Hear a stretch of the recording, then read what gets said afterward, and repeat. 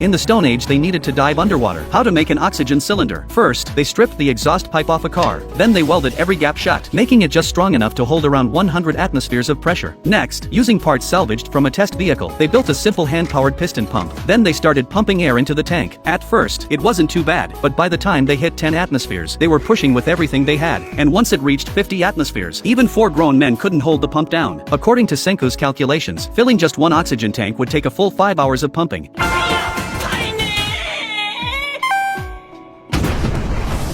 Then, with a massive bang, the pump exploded from the pressure, but the oxygen tank itself came out completely unharmed. It turned out Senku was building the oxygen tank to rescue Kaseki, who was fossilized at the bottom of the sea. They needed him to craft precision parts for their next invention, but the water pressure down there was intense, way too much for a normal person to handle for that long. That's exactly why Senku decided to build the tank in the first place. Soon, the underwater salvage operation got underway. The catch was, the oxygen tank could only last 10 minutes. The two of them had to pull Kaseki up before time ran out. That's when Soyuz suddenly realized, after being thrown into the water, the stone statue might have been swept away by an underwater current, so the two of them started searching. Eventually, they found the fossilized allies that the enemies had dumped down there. Soyuz sent up a signal, 3 air bubbles rising to the surface. Senku knew then that all their friends had been found, but down below, the two divers hit a serious problem. Kaseki's stone statue had been buried under the mud, and they couldn't pull it free no matter what. Up on the boat, the crew started to worry. Senku calculated the breathing rate and figured out they had about 4 minutes of oxygen left. Hearing the situation, Ryujui decided to take a gamble. He started swinging the rope in a steady, rhythmic pattern. Asajiri immediately picked up on it, recognizing it as Morse code. After decoding the message, she learned that Ryujui needed the revival fluid. Senku didn't hesitate and dropped it down. Once Ryujui had it in hand, he swam straight to Taiju without a second thought, because that's where his strength was at its peak. But Soyuz was worried the revival fluid wouldn't work underwater, so Ryujui aimed the oxygen tube directly at Taiju, creating a small pocket of air around him. Just as he was about to use the revival fluid, he noticed that one of Taiju's arms had broken off. Luckily, at the last possible second, Soyuz caught it and lined it back up perfectly. With the two of them working together like a well-oiled machine, Taiju was successfully revived.